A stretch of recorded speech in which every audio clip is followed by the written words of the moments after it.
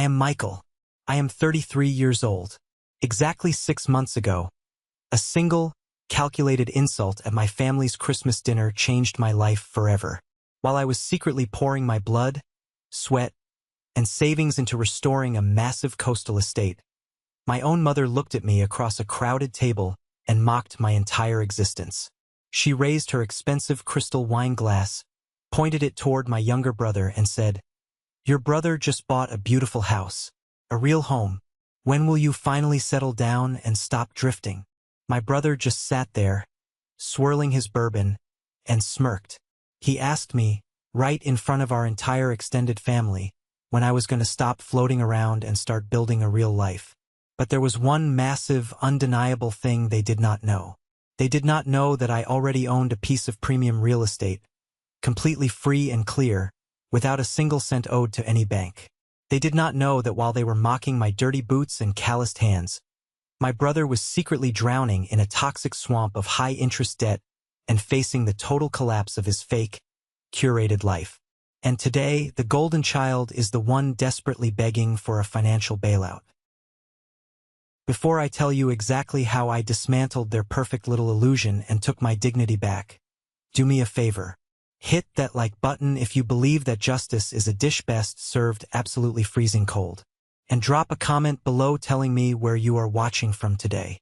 I always love seeing how far these stories travel. Now, let us rewind to the exact moment the illusion shattered, right in the middle of my mother's perfectly staged dining room.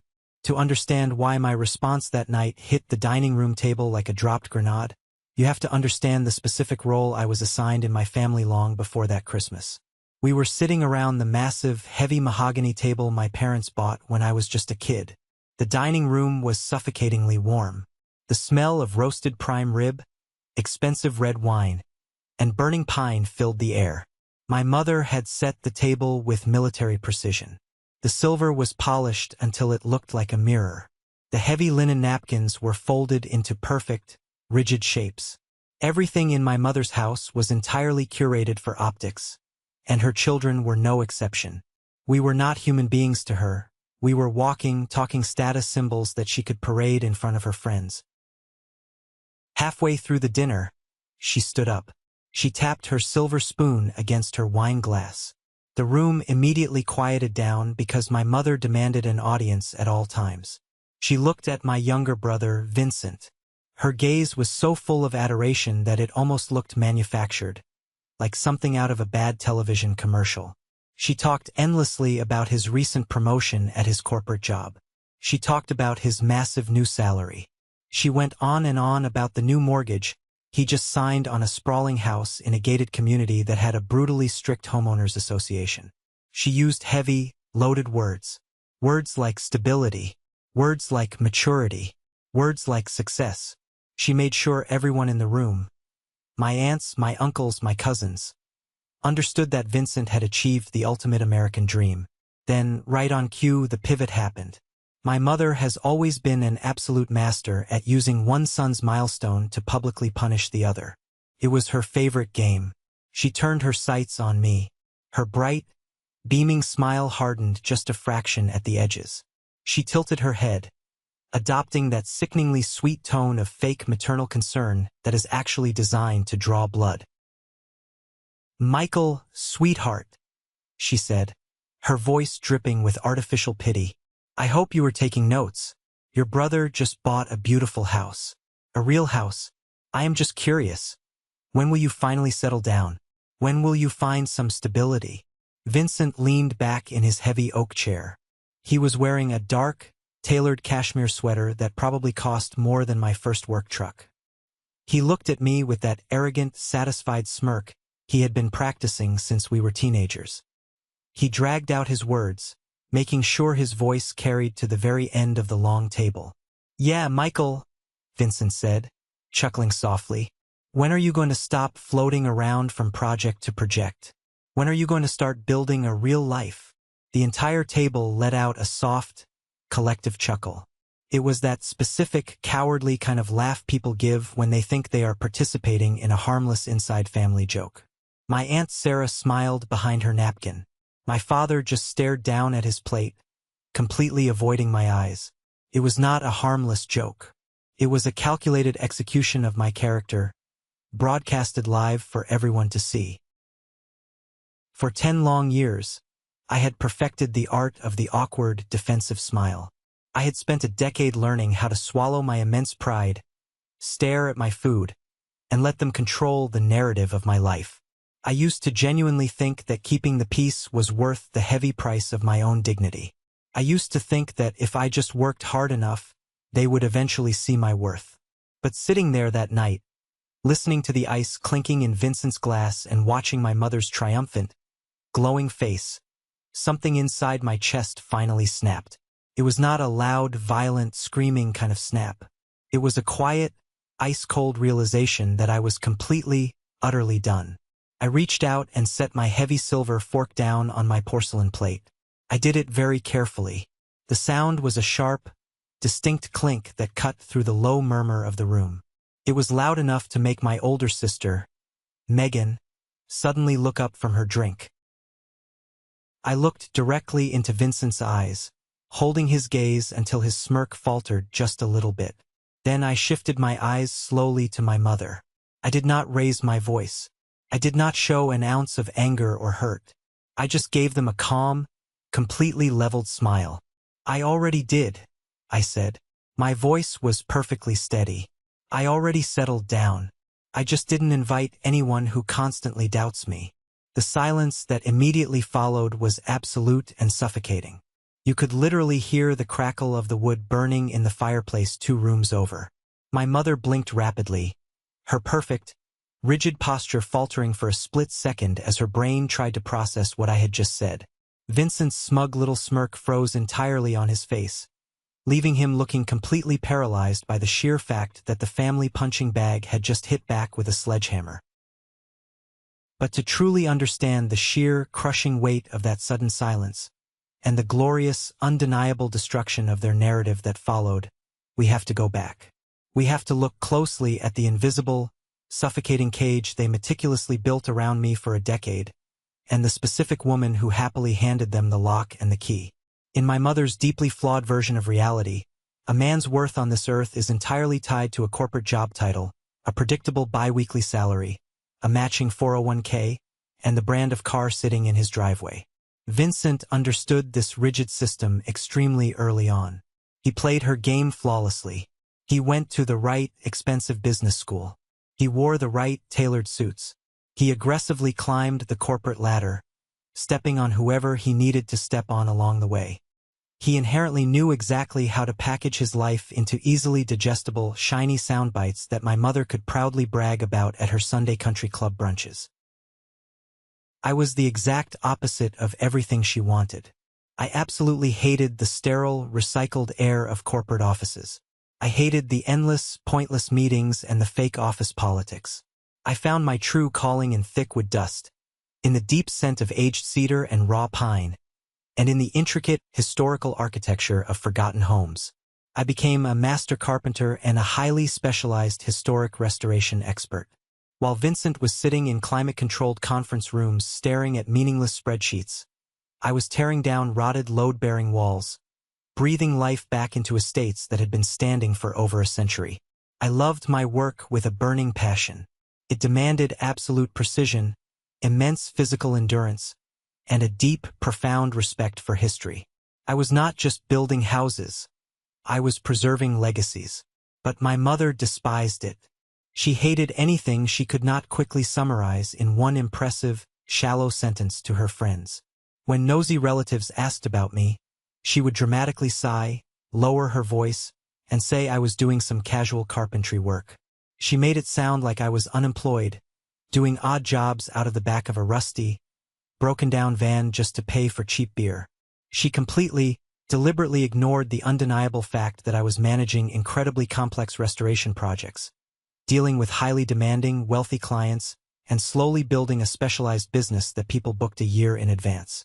She framed my intense discipline and unconventional path as a tragic lack of ambition. And then came Julia. Julia and I dated for 3 intense years during my mid-20s. It was, without a doubt, the hardest, most grueling phase of my entire career.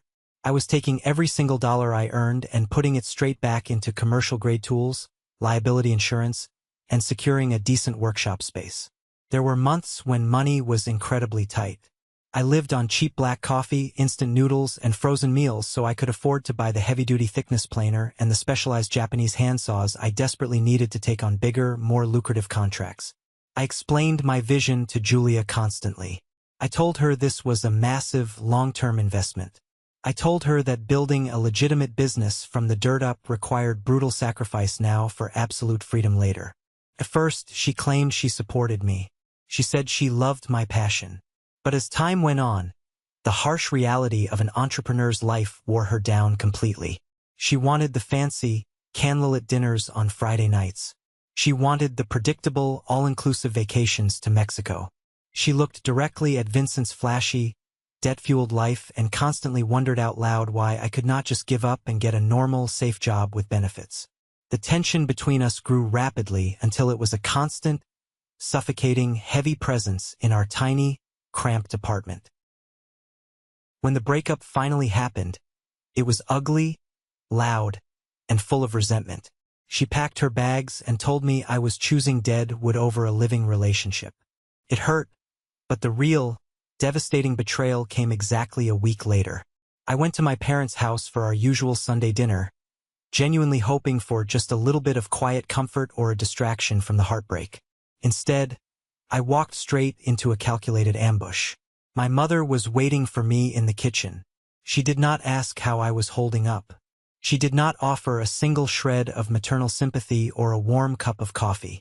Instead, she crossed her arms tightly over her chest, leaned against the marble counter, and delivered the final, fatal blow to our relationship. She told me, with a strange glint of triumph in her eyes, that she had coffee with Julia the day before. She said Julia came to her in tears, complaining that she was completely exhausted from carrying my financial burdens. Julia had sat there and laid bare all my private, deepest vulnerabilities to the one person who would use them against me. She told my mother about my empty savings account during the winter slowdown, the lean months, the stress, the late nights poring over invoices. Julia handed my mother the exact, high-caliber ammunition she desperately needed to permanently label me a hopeless failure. My mother looked at me with a sickening mixture of pity and utter disgust. She said it was absolutely no wonder Julia left me. She said a modern woman needs a man with a real salary, a college fund for future kids, and a solid career path, not a grown boy playing with power tools in a dusty garage. She told me it was time to finally give up this embarrassing hobby, swallow my ridiculous pride, and ask Vincent if his tech company was hiring entry-level sales reps.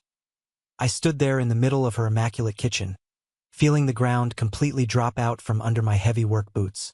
The woman I had deeply loved, the woman who knew how hard I was working for our future, had sold out my private struggles to the woman who loved to judge me more than anyone else on earth. It was a stunning, breathtaking betrayal. They had effectively teamed up behind my back to write my official family biography, and the permanent title of that book was Michael the Unstable Failure. From that horrible day forward, the narrative was completely set in stone. No matter what I achieved, no matter how many high-profile historic contracts I landed in the following years, it simply did not matter. In the established family mythology, I was forever the struggling, unreliable drifter who could not hold onto a woman or a dollar. I learned very quickly to stop sharing my victories. I learned the hard way that bringing my joy or my success to my family was exactly like handing fresh, wet paint to careless, destructive hands. They would only smear it and ruin it. So I went completely quiet. I built a massive wall around my life. I put my head down and I worked harder and smarter than anyone they knew.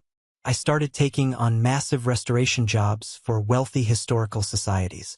I was quietly, methodically building real, tangible wealth, banking every single major check, living well below my means, and waiting for the right moment. The storm really began brewing a few years later, right around our annual family Thanksgiving dinner. Vincent had just landed a massive, highly publicized promotion. He was named the chief financial officer for a mid-sized, aggressively expanding tech firm. The ink was barely dry on his lucrative new corporate contract when he immediately went out and bought a sprawling, modern McMansion in a highly desirable, ridiculously expensive zip code. The house had absolutely zero character, zero history, and zero soul. It was just an aggressive, hollow display of newly acquired massive debt. But to my mother, it was the ultimate shining trophy. It was physical proof that she had raised a winner. That entire Thanksgiving dinner was completely dedicated to the absolute worship of Vincent's new real estate acquisition. He sat at the head of the table, passing around his brand new smartphone, forcing everyone to look at high-resolution photos of the vaulted ceilings, the pristine three-car garage, and the sterile, white marble kitchen island. He talked loudly about his incredibly low mortgage rate, the brutal property taxes, and the strict rules of his new homeowners association like he was giving a keynote speech on advanced financial literacy. My mother was completely in her element. She practically paraded him around the living room. She loudly declared to everyone within earshot that Vincent was finally setting the proper standard for this family.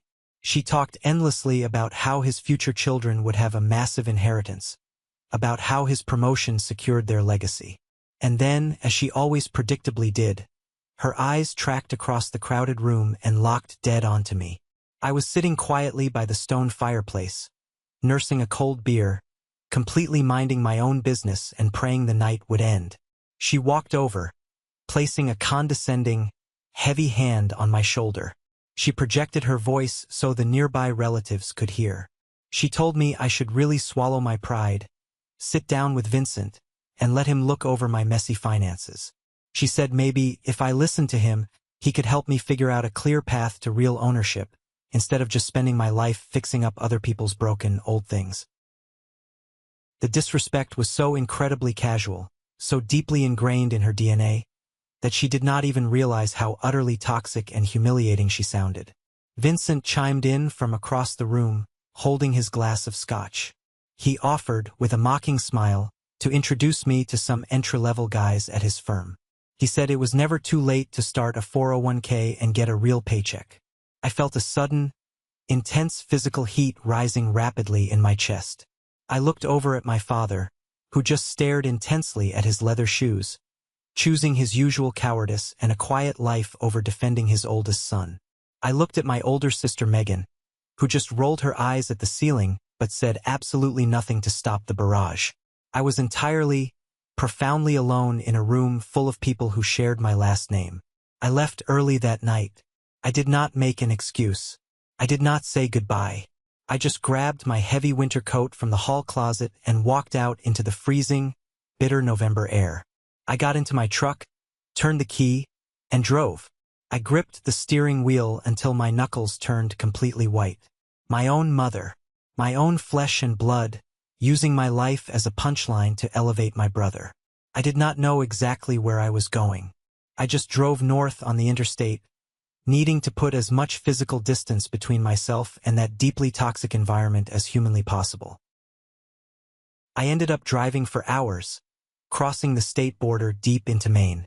The coastline up there was rugged, battered by the violent wind, and completely unforgiving. Felt exactly like my own state of mind.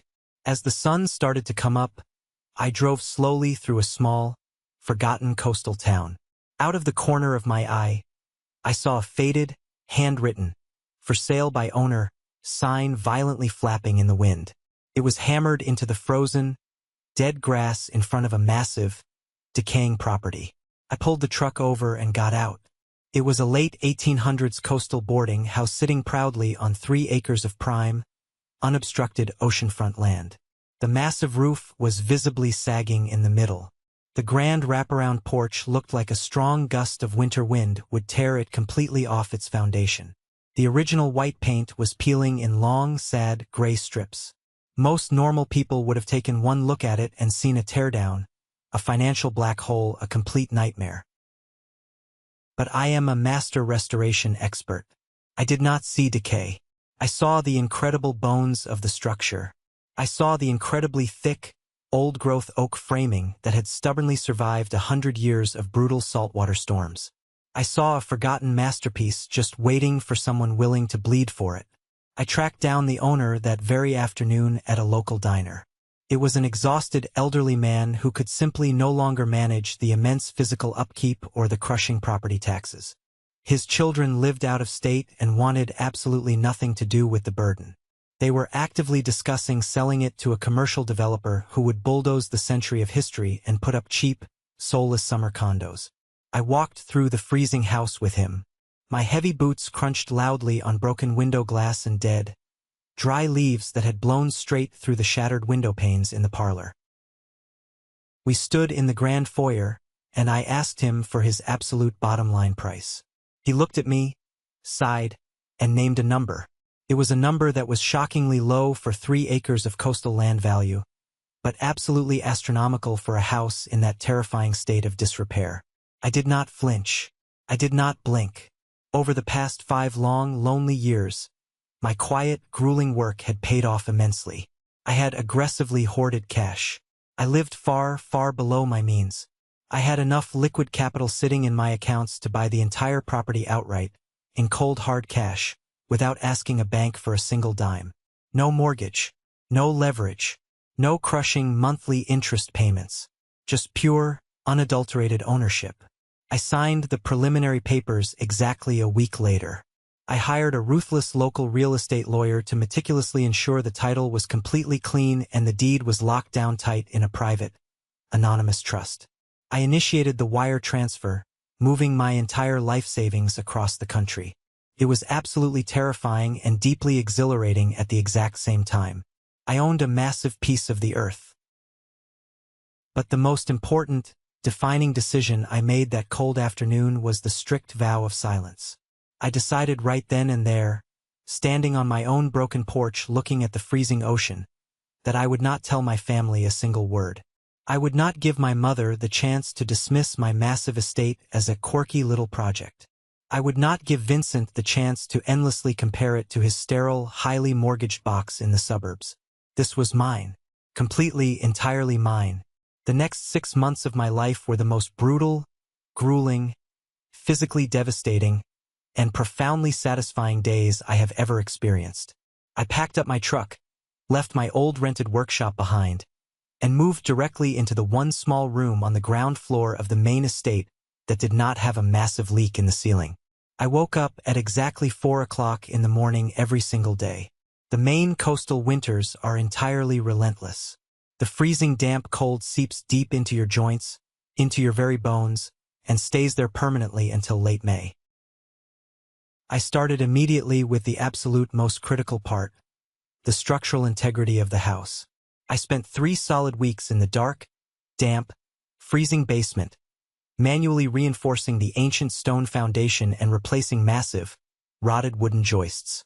Because of the sheer scale of the estate, I had to hire a local crew for the heavy lifting. The foreman I hired was a guy named Tom. Tom was a deeply hardened, cynical New England contractor who initially looked at me like I was just another wealthy, delusional city kid playing with a hammer on a doomed project. We violently clashed on day 1. He wanted to immediately rip out the original, sweeping grand staircase in the foyer and replace it with cheap, prefab commercial lumber to save time and money. I flatly refused. I looked him dead in the eye and told him we were restoring the original wood, piece by painstaking piece. Tom laughed right in my face. He told me it was structurally impossible without severely compromising the load limit and that I was going to get someone killed. I did not argue with him. I simply put on my heavy leather tool belt, brought out my specialized, expensive clamping rigs, and spent 14 straight, agonizing hours reconstructing the massive main stringer using traditional, centuries-old joinery methods. My hands were bleeding, my back was screaming, but I did not stop.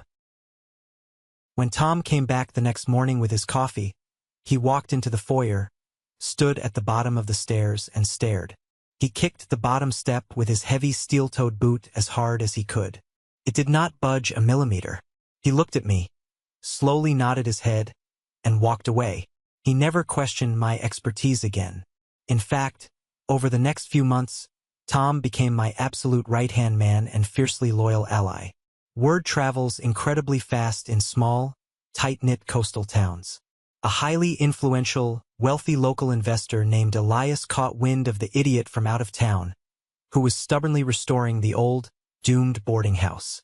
Elias owned several massive historic commercial properties up and down the eastern seaboard. He stopped by my property unannounced one freezing Tuesday afternoon. He stood quietly in the corner of my newly built barn workshop, watched me work a piece of raw mahogany for 20 minutes without saying a single word, and then approached me. He offered me the most lucrative commercial contract of my entire career right there on the spot. He was currently dealing with a massive, multi-million-dollar lawsuit against a previous, fraudulent contractor who had completely botched the highly sensitive restoration of the town's historic library. Elias desperately needed someone to fix the unmitigated disaster before the city council stepped in, and he wanted me. That one contract alone guaranteed my cash flow and salary for the next 2 solid years. It was the ultimate vindication of my skills. By late summer, the boarding house had completely transformed. The sagging roof was now solid, heavy slate, and perfectly secure. The rotting exterior was completely repaired and painted a deep, commanding, striking navy blue. The massive workshop I built from scratch in the detached barn was state-of-the-art, filled with the best equipment money could buy. I had a fully renovated, beautiful, light-filled apartment upstairs for myself, and I was actively preparing to open the remaining 10 rooms as a high-end, exclusive retreat for artists and writers. I had built an absolute empire in total, deafening silence. The only person in my entire family who knew the absolute truth was my grandmother. I trusted her implicitly. She had always quietly seen through my mother's toxic obsession with superficial status. I invited her up to Maine in early October. When her taxi pulled into the long, freshly laid gravel driveway, she did not look at the massive house with greedy dollar signs in her eyes. She looked directly at the intricate craftsmanship. She slowly walked through the heavy, restored oak front doors, ran her frail hand along the wainscoting I had painstakingly sanded and stained, and she smiled a genuine, warm smile. Later that afternoon, she sat on the wide front porch with me, drinking hot tea, looking out at the endless, crashing gray waves of the Atlantic Ocean. She turned to me and told me she was incredibly proud of me. Not because of what the massive house cost, not because of its real estate value, but because of the sheer resilience and character it represented. Before she left to go back to the city, she reached into her bag and handed me a heavy, worn wooden box. Inside was my late grandfather's vintage block plane, a tool he had used to build his own very first house decades ago. She looked me in the eye and told me I had finally earned the right to hold it. That quiet, profound validation meant more to me than 1,000 empty, screaming compliments from my mother ever could. As December finally rolled around, the annual, suffocating dread of the mandatory family Christmas dinner began to surface in the back of my mind. But this time, the feeling in my gut was completely different. I was not the exact same broken man who had walked out of Thanksgiving a year ago. I was not a struggling, defensive carpenter desperately trying to justify his mere existence to people who did not care. I was a landowner. I was a highly successful business owner holding premium, mortgage-free real estate and a massive backlog of high-paying commercial contracts. I packed my overnight bag, locked the heavy, secure front door of my sprawling estate, and got into my truck. The long drive down the cold coast to Connecticut was incredibly quiet and peaceful. I watched the thick snow falling silently on the dark highway, feeling a strange, deep, unshakable sense of calm settling into my bones. I knew exactly what was waiting for me at my parents' house. I knew the exact, condescending script my mother had prepared. I knew the arrogant, pathetic performance Vincent was going to put on for the relatives. But as I pulled my truck into their driveway and looked at the perfectly arranged, completely fake Christmas lights glowing brightly in the dark, a slow, cold smile spread across my face. They thought they were holding all the winning cards. They had absolutely no idea I was about to walk in there and flip the entire table. The drive from the rugged, freezing coast of Maine down to the perfectly manicured suburbs of Connecticut gave me a lot of time to think. For the first time in my entire adult life, I was not gripping the steering wheel in a state of high anxiety. I did not have a knot of dread sitting heavy in my stomach. When you build a life that you are genuinely proud of, a life rooted in hard work and absolute undeniable truth, the opinions of people who only value the superficial suddenly lose all their terrifying power. I pulled my heavy work truck into my parents' wide asphalt driveway. The house looked exactly the same as it always did. The Christmas lights were perfectly symmetrical, draped over the expensive landscaping with absolute precision. It was the kind of house that was designed specifically to impress the neighbors rather than provide comfort to the people actually living inside it. I turned off the engine, grabbed my duffel bag, and walked up to the heavy mahogany front door. Before I even had the chance to ring the bell, my mother swung the door open. She was wearing a pristine, cream-colored cashmere sweater and a string of pearls. Her smile was incredibly bright, but it did not reach her eyes. It never did when she looked at me. The very first thing she did was look down at my heavy leather boots, her nose wrinkling just a fraction of an inch, as if I had just tracked mud into a museum. She told me to leave my boots on the porch because she had just had the hardwood floors professionally buffed and polished. She did not ask about my drive. She did not ask how I was feeling. She immediately launched into a frantic, hushed set of instructions about how I needed to behave tonight. She told me Aunt Sarah and Uncle David were already in the living room, and she explicitly warned me not to bring up anything depressing about the construction industry. She wanted the evening to be light, elegant, and focused entirely on positive milestones. I simply nodded, took off my boots, and stepped into the suffocating warmth of the house. The smell of roasting prime rib, cinnamon, and expensive pine candles hit me like a physical wall. I walked into the living room, and the scene was set exactly as I had predicted. Vincent was standing directly in front of the massive stone fireplace, completely holding court. He was holding a heavy crystal glass of an incredibly expensive single malt scotch. He was wearing a tailored suit jacket over a crisp white shirt, looking every inch the highly paid corporate executive. Aunt Sarah and Uncle David were sitting on the leather sofa, leaning forward, completely captivated by whatever corporate buzzwords he was throwing around. When Vincent saw me walk into the room, he paused his grand monologue. He gave me a slow, condescending up and down look. He loudly welcomed me, asking if my truck had managed to survive the highway without breaking down. Aunt Sarah chuckled softly. It was the classic Vincent opening move. Establish the hierarchy within the first 10 seconds of interaction. He was the successful, wealthy executive, and I was the blue-collar older brother who was barely scraping by. I did not take the bait. I just smiled, walked over to the kitchen, poured myself a glass of water, and leaned against the counter. I watched them perform. It was truly a masterful theater production. My mother floated around the room, constantly touching Vincent's shoulder, making sure everyone's glass was full, and steering every single conversation directly back to Vincent's recent achievements. She was laying the groundwork for the trap she was going to spring at the dinner table. She needed the entire audience completely primed. She needed everyone fully aware of Vincent's massive salary, his big promotion, and most importantly, his brand new real estate acquisition. When my mother finally announced that dinner was served, the choreography of the seating arrangement was incredibly telling. Vincent was seated at the immediate right hand of my father, the place of absolute honor. My mother sat at the opposite end of the long table, the ultimate director of the evening. I was placed near the far corner, wedged between a quiet cousin and a towering floral centerpiece that almost completely blocked my view of the room. It was the physical manifestation of my place in this family. Out of sight, out of mind, and only acknowledged when it served a specific purpose. The first half of the dinner was a relentless, exhausting barrage of self-congratulation. My mother stood up to deliver her annual Christmas toast. Then, exactly as I knew she would, she slowly turned her head and locked her eyes directly on me. The warmth in her face instantly vanished, replaced by that sickening, artificial concern.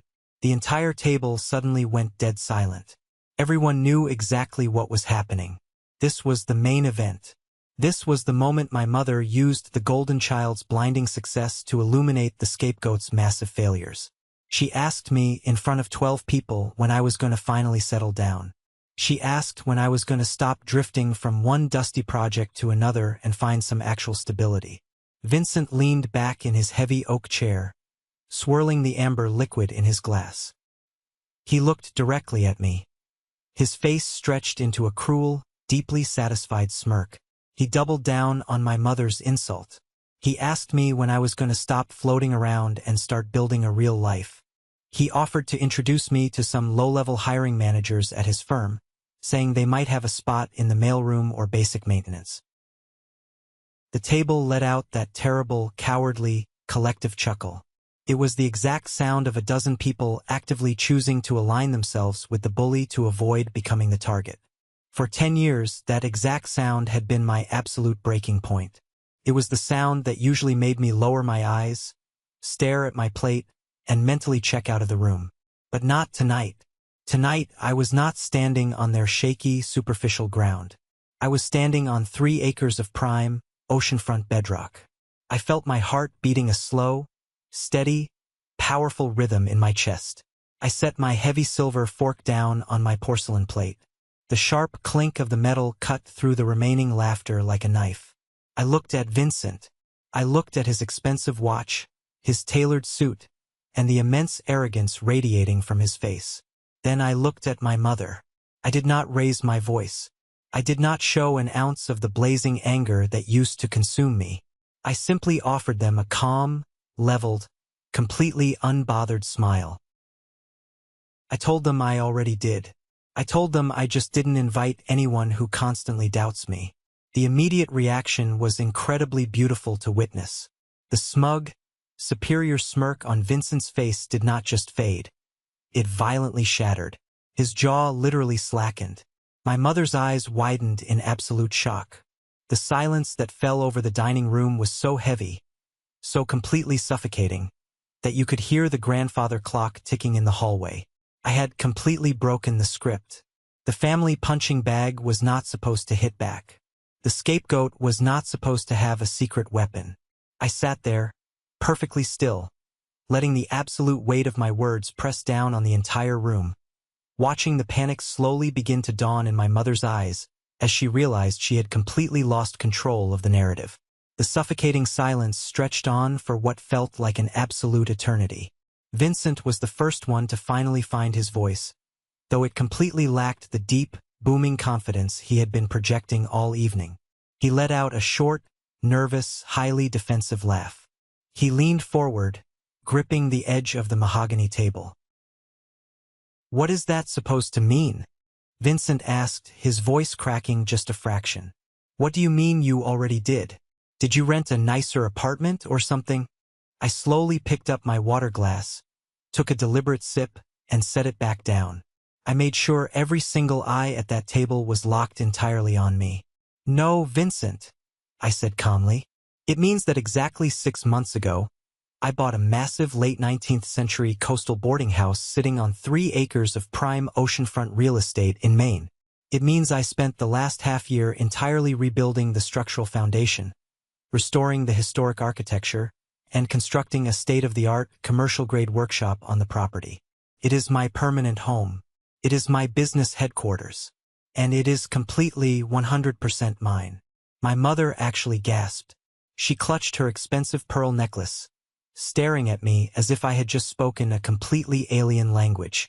Her mind was frantically spinning, trying desperately to find a way to minimize what I had just revealed, trying to shove me back into the tiny, pathetic box she had built for me.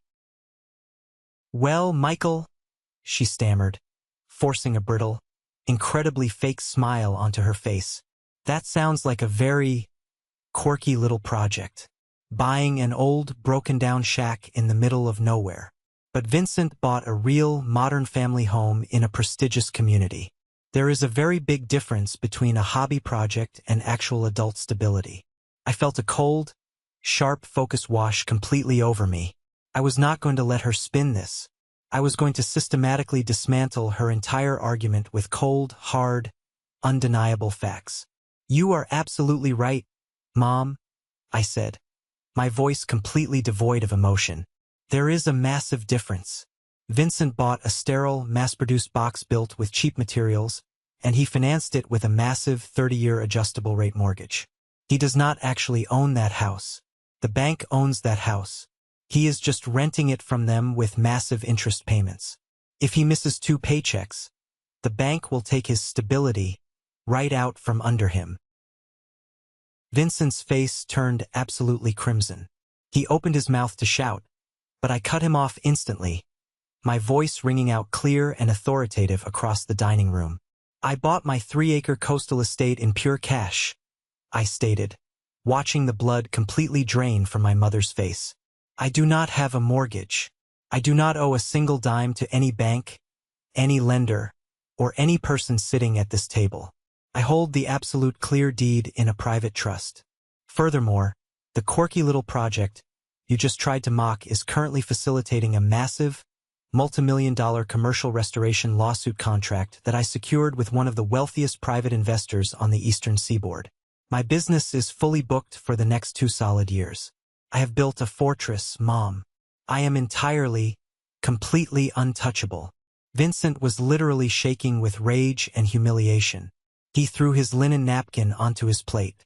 He tried to muster a comeback, but he had absolutely nothing. He was a man drowning in corporate debt, sitting across from a man who had built total financial freedom with his bare hands. The silence that followed my financial declaration was absolutely deafening. Aunt Sarah looked down at her lap, completely mortified. My father stared at his wine glass, completely paralyzed by his usual cowardice. My mother looked like she had just been physically struck. Her entire worldview, her carefully constructed hierarchy of who held value and who did not, had just been completely incinerated right in front of her. Then, from the middle of the table, my older sister Megan finally spoke. Megan had spent her entire adult life choosing silence to keep the peace, but tonight, the dam finally broke. "Are you going to congratulate him, Mom?" Megan asked. Her voice was quiet, but it carried an edge of absolute steel. My mother snapped her head toward Megan, her eyes flashing with defensive anger. "Excuse me? You heard me?" Megan said, sitting up incredibly straight, refusing to back down. "You just spent 20 minutes giving a massive, glowing speech about Vincent signing a piece of paper that puts him millions of dollars in debt to a bank. Michael just told you he bought an oceanfront estate in cash and secured a massive commercial contract. Why aren't you raising your glass to him? Why aren't you asking everyone to applaud his stability?" My mother's mouth opened and closed like a fish out of water. I am happy for him, of course. I just think keeping secrets from your own family is incredibly deceitful. He kept it a secret because he knew exactly what you would do," Megan fired back, her voice rising in the quiet room. "Every single time Michael achieves something incredible, you translate it into something vague and pathetic. Every time Vincent does something completely average, you treat it like he just cured a disease. You don't hear yourself, Mom, but the rest of us do. The rest of us have been listening to you use Michael as a stepping stone for Vincent's ego for a decade. It is toxic, it is cruel, and it is finally over." Before my mother could even launch her screaming counterattack, the absolute ultimate authority in the family spoke up. My grandmother, who had been sitting quietly at the end of the table sipping her water, set her glass down. She is an incredibly sharp, no-nonsense woman who sees through absolutely everything. "Megan is entirely correct," my grandmother said. Her voice was not loud, but it commanded absolute, unquestionable respect. "Eleanor, you have spent years speaking about Michael as if his life is some sort of tragic failure because his path does not flatter your incredibly shallow imagination. And now you are visibly upset because he built an absolute empire without submitting it for your toxic inspection and approval.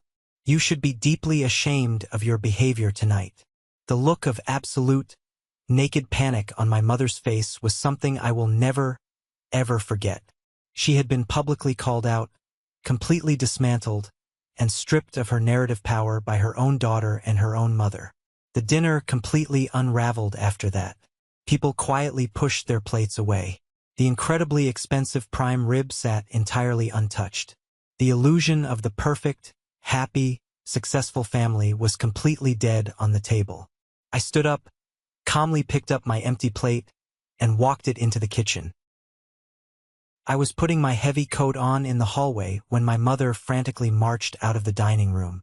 She always, without fail, preferred private, emotional manipulation after a massive public failure. She cornered me by the front door, her voice dropping into a harsh, trembling whisper. "You completely embarrassed your brother in there," she hissed, her eyes shining with angry, manipulative tears.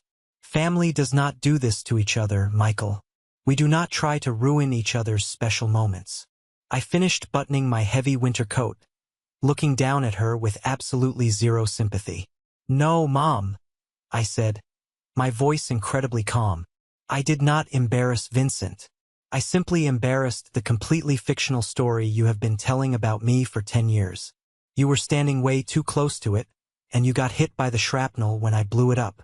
You are twisting this," she pleaded, desperately trying to play the ultimate victim. "I am just a mother who is proud of her son." "You are a mother who needs a hierarchy," I corrected her, staring directly into her soul. "You need one child to shine so you can take the credit, and you need another child to fail so you have someone to look down on. Family doesn't use one sibling's milestone to publicly shame another. You don't get to call this a loving family when the absolute price of admission is my permanent silence and humiliation." I opened the heavy mahogany front door. The freezing winter wind rushed into the suffocatingly warm house. I stepped out onto the porch, leaving her completely speechless in the doorway. I walked to my truck, got in, and drove away into the snowy night. I did not feel angry. I did not feel sad. I felt entirely, perfectly clean. I had finally burned down the fake cage they built for me, and I was entirely free. 6 months later, the brutal, freezing Maine winter finally broke, giving way to a brilliantly bright, crisp coastal spring. The heavy snow melted, revealing the massive, sweeping green lawns of my estate leading straight down to the rocky Atlantic cliffs. The transformation of the property was entirely complete, and the reality of my new life far exceeded even my most ambitious dreams. I officially opened the renovated wings of the historic boarding house as an exclusive, high-end creative retreat. Within the first 2 weeks, we were completely booked solid for the next year and a half. Writers, architects, and artists were paying premium rates for the absolute silence, the heavy antique architecture, and the crashing sound of the ocean. My commercial restoration business was booming.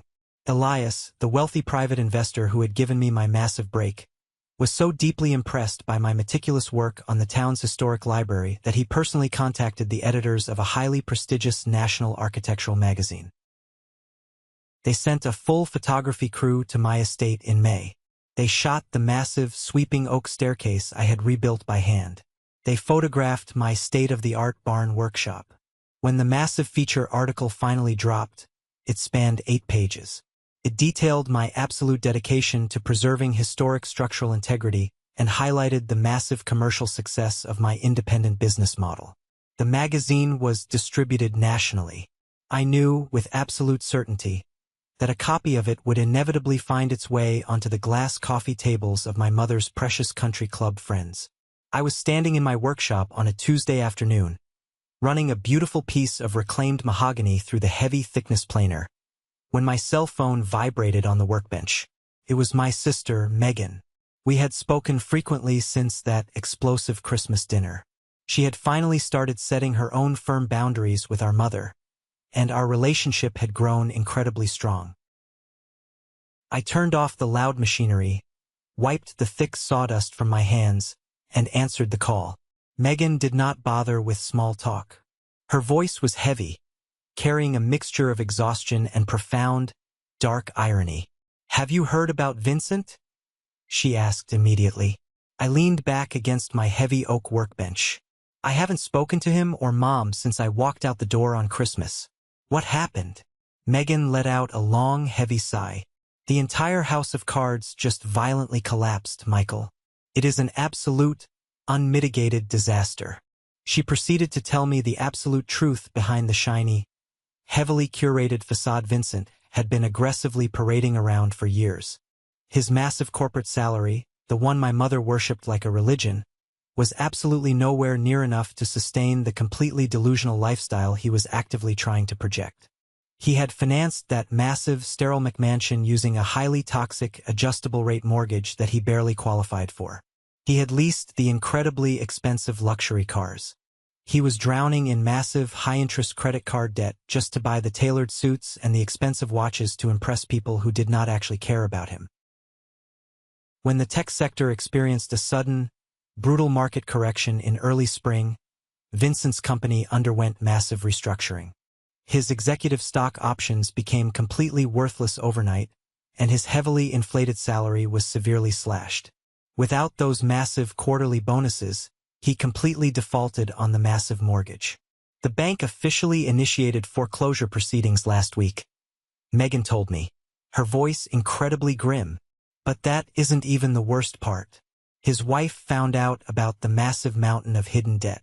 She found out there is absolutely zero money in the college fund for the kids. The accounts are completely drained. She officially filed for divorce on Monday morning.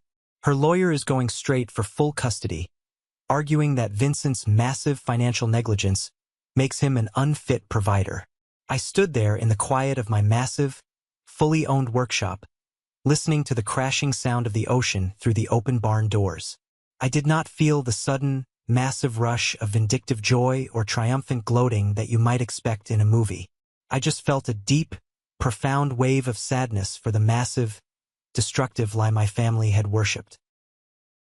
Vincent had built his entire identity on a foundation of quicksand, heavily encouraged by a mother who only valued the shiny, superficial surface. They had constantly mocked me for working with my hands, for taking the slow, difficult path of building real equity and actual tangible value. They had laughed at my dirty boots and my calloused hands, completely blind to the fact that I was pouring a solid concrete foundation while they were aggressively building a massive castle in the sky out of toxic debt and sheer arrogance. Mom is having an absolute, complete psychological meltdown, Megan continued, her voice tight. She is desperately calling every single lawyer she knows, trying to figure out a way to stop the bank from taking the house. She is terrified of the massive public humiliation. She knows her friends at the club are going to see the foreclosure notice. The entire fake reality she built is completely dead. I took a deep breath of the sharp, salty Maine air. What did she say about the magazine article? I asked quietly. Megan actually let out a short, dry laugh. She saw it. Aunt Sarah brought a copy directly to her house. Mom locked herself in her bedroom for 2 solid days. She literally cannot process the undeniable fact that the son she ruthlessly threw away is on the cover of a National Architectural Digest, while her golden boy is sitting in a lawyer's office trying to figure out how to pay for a divorce on credit. I told Megan I loved her, told her she had an open invitation to come up to the estate whenever she needed peace, and hung up the phone. I looked around my massive, solid, fully funded empire. The absolute downfall of the villain is never quite as loud as their arrogant rise. It is usually just a quiet, incredibly pathetic collapse under the massive weight of their own lies. Later that evening, I walked out onto the massive, sweeping wraparound porch of my estate. The sun was slowly setting over the deep, dark Atlantic Ocean, painting the sky in incredible vivid streaks of bruised purple and burning orange. I sat down in one of the heavy, solid oak rocking chairs I had built by hand, holding a hot cup of black coffee. The only sound for miles was the rhythmic, incredibly soothing crash of the heavy waves violently hitting the ancient coastal rocks below my property line. I thought about Vincent, sitting in a sterile lawyer's office, aggressively fighting over the absolute ruins of his fake, heavily financed life. I thought about my mother, desperately hiding behind her drawn curtains, mourning the absolute funeral of her ridiculous, superficial expectations. For my entire life, I had allowed her deeply toxic metrics of success to actively poison my own mind. I had spent so many sleepless nights staring at the ceiling, genuinely wondering if I was doing everything completely wrong because my life did not look like a shiny corporate brochure. But sitting on my own porch, looking out at the massive estate I owned free and clear, I finally understood the profound, ultimate truth. Real, actual wealth is not the expensive car you lease to impress strangers at a stoplight. It is not the massive, heavily mortgaged house that keeps you awake in a cold sweat at 3 in the morning. Real, tangible wealth is absolute peace. It is the profound, quiet safety of knowing that nobody on earth can pull the rug out from under you. It is the incredible dignity of looking in the mirror and knowing that every single thing you have, you built with your own blood, sweat, and unyielding integrity. My phone buzzed in my heavy canvas jacket pocket. I pulled it out. It was a text message from my grandmother. She was not a woman who wasted words on digital communication very often. The message was incredibly short and exactly to the point. "I saw the magazine," she wrote. "Your grandfather would be incredibly proud of those joints. I am taking the train up next Thursday. Have the tea ready." I smiled, a real, deep, genuine smile that reached all the way to my eyes, and typed back a quick confirmation. She was the only person from my past who had earned the absolute right to sit on this porch and share this incredible piece with me. She was the only one who had respected the heavy timber of my character long before it was beautifully polished and published in a glossy national magazine. As for my mother and Vincent, I have permanently established a boundary made of absolute solid steel. I do not answer their frantic, desperate calls. I do not reply to the manipulative, guilt-tripping emails demanding financial help for Vincent's massive legal fees. When you finally recognize that certain people only see you as a convenient resource or a stepping stone for their own ego, cutting them out completely is not an act of cruelty. It is an absolute, non-negotiable act of basic self-preservation. I am no longer the family punching bag. I am not the convenient scapegoat. I am the architect of my own incredibly solid reality, and the heavy doors to this estate remain permanently locked to anyone who ever demanded that I shrink myself to make them feel comfortable. I built this life plank by heavy plank. I endured the blistering cold, the aching muscles, the empty bank accounts, and the brutal, cutting insults. I survived the absolute worst of their psychological warfare, and I came out the other side holding the permanent deed to my own unshakable freedom. Thank you so incredibly much for taking this long, intense journey with me today. It takes a massive amount of courage to stand up to the people who share your blood, and I know exactly how terrifying it can be to finally speak the absolute truth in a room full of committed liars. Have you ever faced something similar with your own family? Have you ever had to permanently burn down a toxic relationship to save your own life? Please, share your incredible story in the comments below. Your voice absolutely matters, and you never know who desperately needs to hear it today. And please, do not forget to hit that like button and subscribe to the channel so you do not miss the next journey. Until next time, keep building your own foundation, and never, ever let anyone tell you what your life is worth.